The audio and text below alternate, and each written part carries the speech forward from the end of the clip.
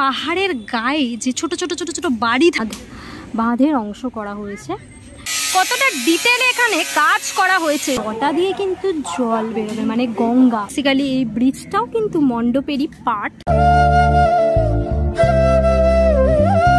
Hello বন্ধুরা, তো কেমন আছো তোমরা সবাই? আমি আজকে চলে এসেছি তোমাদের জন্য আরো একটা নতুন ভিডিও নিয়ে। এই মুহূর্তে রয়েছি দমদম পার্ক এরিয়াতে। দমদম পার্ক এরিয়াতে বেশ কিছু জনপ্রিয় পুজো হয়, তার মধ্যে অন্যতম একটি হলো দমদম পার্ক তরুণ সংঘ। আজকে তোমাদেরকে দেখাবো তরুণ সংঘের প্রস্তুতি। পুজো কেমনভাবে সেজে উঠছে, মণ্ডপ কেমনভাবে সেজে উঠছে, কি উপস্থাপনা রয়েছে এবছরে, সবটাই তোমাদেরকে দেখাবো। চলো, এখানে আসতে গেলে তোমাদের নিয়ারেস্ট মেট্রো হচ্ছে বেলগাছিয়া। বেলগাছিয়ার থেকে নেমে তোমরা একটা অটো ধরে চলে আসতে পারো দমদম পার্ক। তাছাড়াও তোমরা নিয়ারেস্ট ট্রেন স্টেশন যদি বলো তাহলে বিধাননগর। বিধাননগর থেকে তোমরা বাস ধরে একদম চলে আসতে পারো দমদম পার্ক। দমদম পার্ক বিধাননগর থেকে যদি আসো তাহলে কিন্তু তোমরা ভিআইপি রোডের ওপর নামবে। ভিআইপি রোড থেকে একটুখানি বেশি হাঁটতে হয়, মোটামুটি 10 মিনিট মতন। কিন্তু তোমরা যদি Dum Dum Park Belgachia metro station হয়ে আসো তাহলে কিন্তু তোমরা একদম 2-3 মিনিট মতন হাঁটা পথেই পেয়ে যাবে দমদম পার্ক তরুণ সংঘের প্রাঙ্গণ। দমদম পার্ক তরুণ সংঘের প্যান্ডেলের একদম ভেতরে, আর আজকে তোমাদেরকে দেখাবো ঠিক ভেতরের দৃশ্য কেমনভাবে সেজে উঠছে চারিপাশ। জাস্ট এখনই অপূর্ব দেখতে লাগছে, অসাধারণ লাগছে চারিপাশটা দেখতে। এই যে এগুলো যেগুলো করা হয়েছে, এগুলো হচ্ছে পাহাড়ের গায়ে যে ছোট ছোট ছোট ছোট বাড়ি থাকে, সেই বিষয়টা কিন্তু এই পাশে করা হয়েছে। ছোট ছোট বাড়ির কাটআউটস করে কিন্তু এই ধাপে ধাপে বিষয়টাকে দেখানো হয়েছে। আর একদম যদি দেখো ওপর অব্দি কিন্তু বাঁশের স্ট্রাকচার রয়েছে। বেসিক্যালি ওই জায়গাটাতেও কিন্তু বেশ কিছু জিনিস হয়তো ইনস্টলেশন হবে। তবে এই বছরের যেটা ভাবনা সেটা রয়েছে মুক্ত ধারা।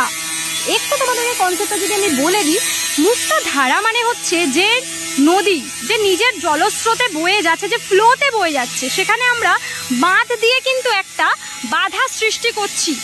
সেই তাকেই কিন্তু এখানে দেখানো হয়েছে যে মুক্ত ধারা মানে সেই ধারাটাকে তোমরা বইতে দাও, কোথাও এই বাঁধের সৃষ্টি করো না। কারণ এই বাঁধ যখন ভাঙে তখন যে কত খারাপ একটা পরিস্থিতি তৈরি হয়, সেই ব্যাপারটাকেই যাতে না করা হয় একটা সচেতনতামূলক বার্তাও বলা যেতে পারে এই মণ্ডপের থ্রুতে কিন্তু এটা দেখানো হচ্ছে। শিল্পী অনির্বাণ দাসের ভাবনায় সেজে উঠছে সমগ্র মণ্ডপ। সত্যি মণ্ডপটা কিন্তু অপূর্ব লাগছে দেখতে।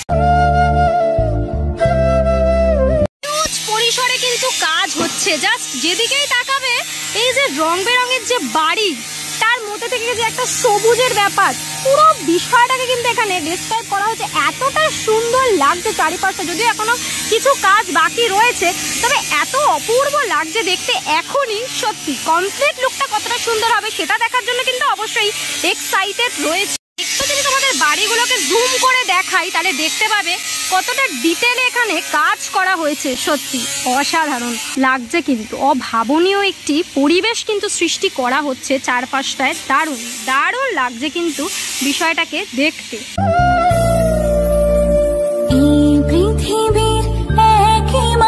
দূরগুলো তোমাদের দেখাই, সত্যি এতটা অসাধারণ লাগছে না, এতটা ব্যাপারটা আই সুদিং লাগছে না। সত্যি মনে হচ্ছে না এই মণ্ডপে থেকে যায়, এই মণ্ডপটাই দেখতে থাকি, এতটা অপূর্ব লাগছে। পুরো একটা আলাদাই জগৎ কিন্তু এখানে তুলে ধরা হচ্ছে।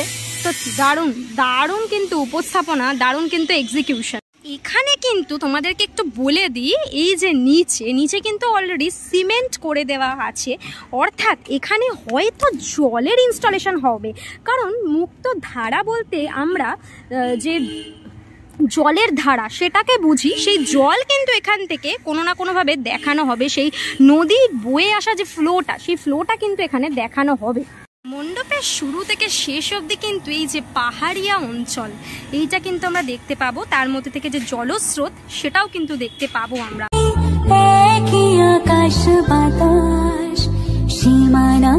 দমদম পার্ক তরুণ সংঘ, মানুষের ঢল যেখানে কিন্তু দুর্গাপুজোর সময় দেখতে পাওয়া যায়। আমি কিন্তু প্রত্যেক বছর লাইন দিয়েই এই পুজোটা দেখি, বিগত বছরেও আমি লাইন দিয়ে এই পুজোটা দেখেছি।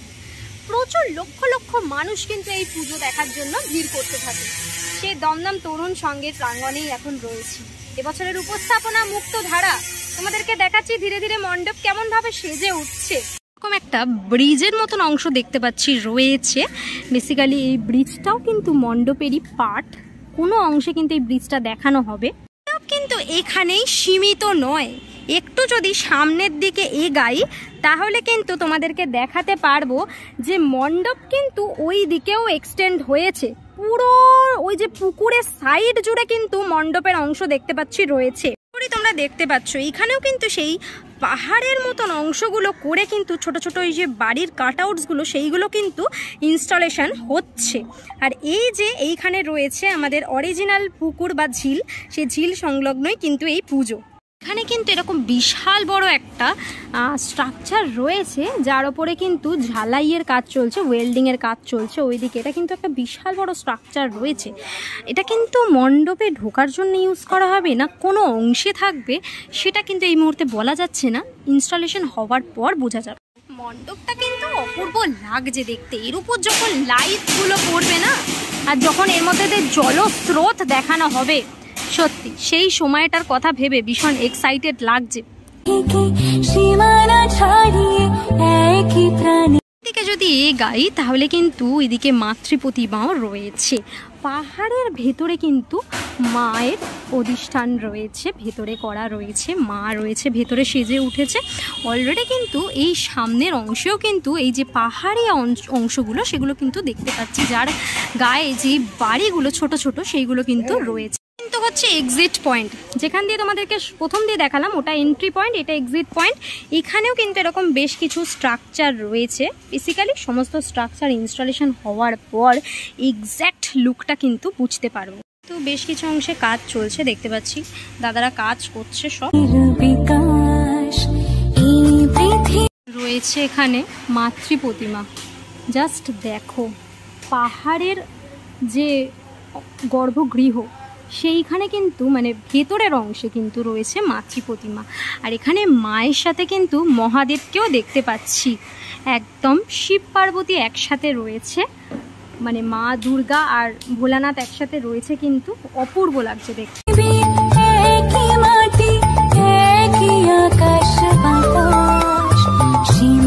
মা তো এখানে অপূর্বভাবে সেজে উঠেছে শিব ঠাকুরের সাথে। নিচে কিন্তু মায়ের সন্তানেরা রয়েছে আর এইখানে কিন্তু অসুর আর সিংহ রয়েছে দেখতে পাচ্ছি।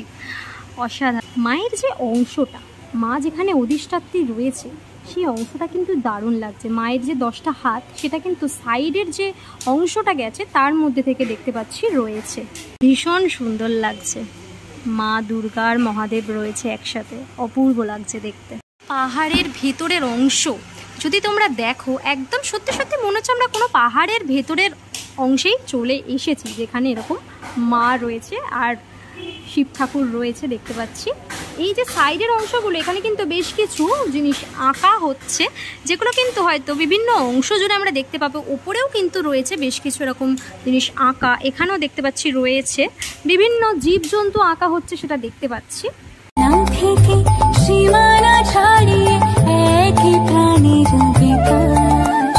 মায়ের আর মহাদেবের গায়ের যে বর্ণ, পাহাড়ের ভেতরে গুহাতে যেরকম আমরা মাতৃ প্রতিমা বা যে কোনো দেবদেবী দেখতে পাই সেই রকমই রং কিন্তু রয়েছে করা। এইখানে দেখতে পাচ্ছ নিচে কিন্তু অলরেডি দাদা রঙের কাজ করছে। অসাধারণ সত্যি, মাতৃ প্রতিমা দেখে কিন্তু মুগ্ধ হয়ে যাওয়ার মতন। মা সেজে উঠেছে মহাদেবের সাথে, এখানে অসাধারণ লাগছে কিন্তু এই অংশটা দেখতে।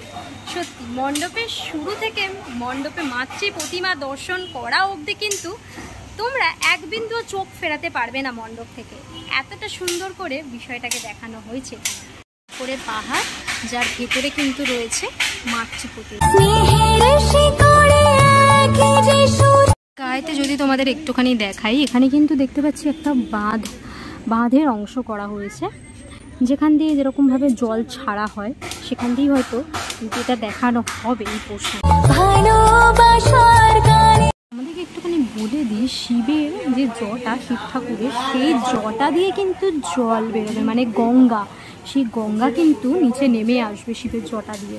দমদম পার্ক তরুণ সঙ্গের প্রস্তুতি কেমনভাবে চলছে, মণ্ডপের কতদূর কাজ এগিয়েছে, কি উপস্থাপনা রয়েছে, সবটাই তোমাদেরকে দেখালাম। কেমন লাগলো আজকে প্রস্তুতির ভিডিওটা অবশ্যই কমেন্ট করে জানিও। আজকের জন্য এতটাই, দেখা হবে আবার নেক্সট ভিডিওতে। ততক্ষণের জন্য তোমরা সবাই ভালো থেকো, সেফ থেকো, বাই, টেক কেয়ার।